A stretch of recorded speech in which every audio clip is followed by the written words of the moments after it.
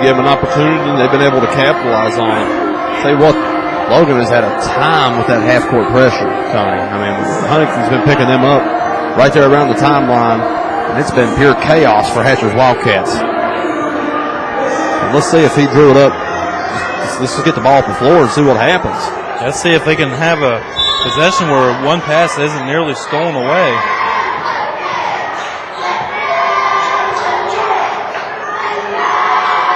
Here we go. Nice job breaking the press there by Logan. Browning's made that pass before, hasn't he? Yeah, that looks like something Hatcher may have drove up. Yeah, looks like that Willing Park game to me when he hit him around half court. Paul went on to. Oh, yeah, I see where you're going with that. Gary was standing there. Yeah, Gary Miller wide open. Instead, Logan's going to have to take another timeout. Full timeout here, so it'll be a 60-second pause with a minute 22 remaining. Here in this one, under 90 seconds. If anything, Logan's just probably going to try to stall as long as they can here and make Huntington foul and make, earn it from the free throw. Make him earn it from the free throw line, and why not? I mean, Logan they're normally really good, but tonight they've been subpar. Yeah, they have, Tony. You alluded to it on both Browning and Williamson. And neither one of them seemed like their shots really on tonight from the free throw line anyway. I know Browning's had quite a few points here tonight for Hatcher's Wildcats.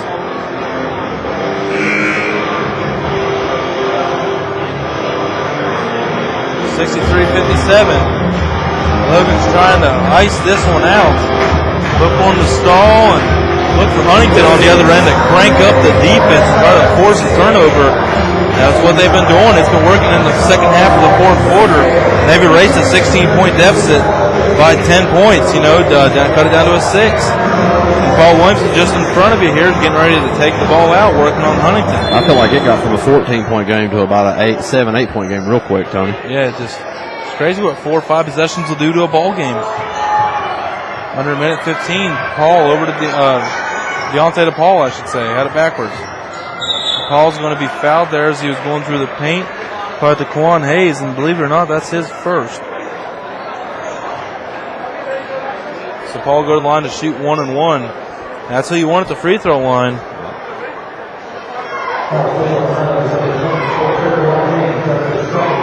Say he's at least an 85% free throw shooter on the season. Next on that one.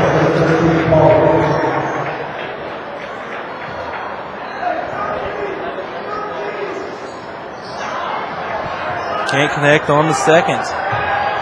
64-57. Logan did make it into a 3-possession ball game, though, which is what they needed at the minute mark. Now under the minute mark. 3-point shot up, no good by number 2, Elijah King.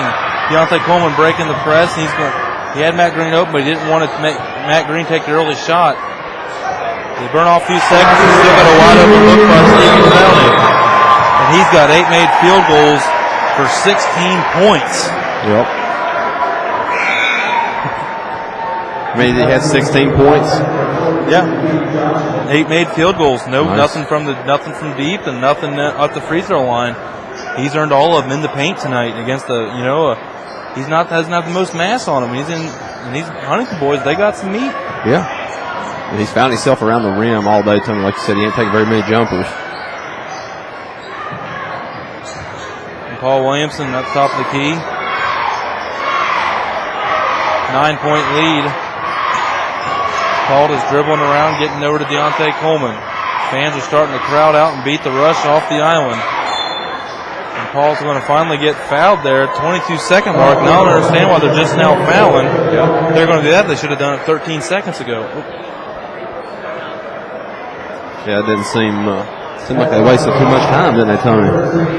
What's that now? Seems like they wasted too much time, huh? Yeah, I would agree. And Paul can't connect and misses another free throw line. Free throw at the free throw line. Kawanis Hayes going down hitting a 3-pointer. 66-60. 14.7 seconds left. Yeah, probably go full denial on Paul I mean, I don't know who you got. Browning, Williamson, and Deontay Alker shoot pretty good free throws. Sure, Yeah. we'll see a smaller lineup in. Keaton will be in the game. Yeah, Keaton Johnson in there that last time. Yeah.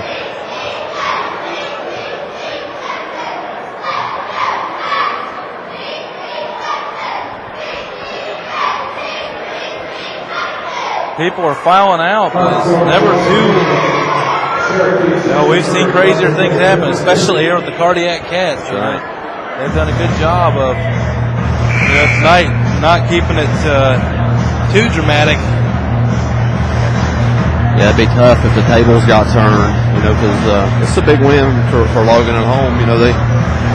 They played a pretty impressive home schedule, Tony. They've taken some here in front of these crowds, and like you alluded to earlier, I mean, they're getting back into that state scheduling, and getting ready to play, come down to the sectional time, and you're not going to see them big 6A schools and stuff anymore. So we'll get settled in, see how you stack up against the rest of the region through about 20 basketball games, Yeah. So I don't know. I feel like Hatcher's got moving in the right direction. There was a couple times tonight when me and you looked at each other, and you said, hey, I really like what I see on this Wildcat team, Tony, or John. You said it's me, but yeah, they showed a different swagger tonight, Tony. It was a little different demeanor. They had people diving on the ground, going after balls. They rebound well for half the game, so a lot of good points going in for Hatcher, as we'll see him again this Wednesday at the Charleston Civic Center. Yeah, against the very tough George Washington schedule, but Huntington's undefeated in the MSAC, and like we were talking about, that's one of the hardest conferences in the state, if not the toughest. And now they've taken on one half of what could be in the MSAC championship, and they're going to get another crack just 2 days after today. Wednesday night at 7:30, scheduled tip-off time. That's subject to change, of course. The George Washington, another tough MSAC opponent they could take out. Which we're going to start broadcasting about 3:30, right, Tony? Is that when the game starts? Yeah, Lincoln County versus Webster County. We finally get back to the Panther Pandemonium that is out of Hamlin, West Virginia. Coach Rodney Plumley, we love him and his boys up there. As we've grown close to all the players that we've got to cover this year on a frequent basis, we've always had a real soft spot for them because that's been a tough luck bunch. They're trying to right the ship against Webster County up there on Wednesday. And again, we got South Charleston versus Wheeling Park and another AAA showdown there as well in the game before Logan GWS. And Tug Valley, they're playing a top 10 opponent, so that's another top 10 matchup. Yeah. So we're excited about all four of them. And again, your winner here tonight, Logan 66-60. And we're going to go ahead and give our WVSN player of the game. John, why don't you go ahead and our new WVSN first time winner, Tony. Our wvsportsnet.com player of the game, Logan Wildcats, entertaining the Huntington Highlanders, a regional matchup in the Class AAA Powers. Player of the game, Tony, goes to a guy that we've seen hit some pretty good looking shots here, but he's a first time winner, Stevie Browning, 32 of the Logan Wildcats. Stevie, you're our wvsportsnet.com player of the game. Might be a hot man to try to find here on the floor, Tony, as we see everybody, everybody dispersing. We'll try to maybe catch up with him, but if we don't, he will receive a free copy of the DVD from tonight's game. So congratulations, Stevie. Hit me at that stat line, Tony. Well, he had 16 points, 8 two-point field goals, all in the paint, left-hand, right-hand finishes in traffic. Did an absolutely great job, and that is why he is our wvsportsnet.com player of the game. Congratulations to you, Mr. Browning.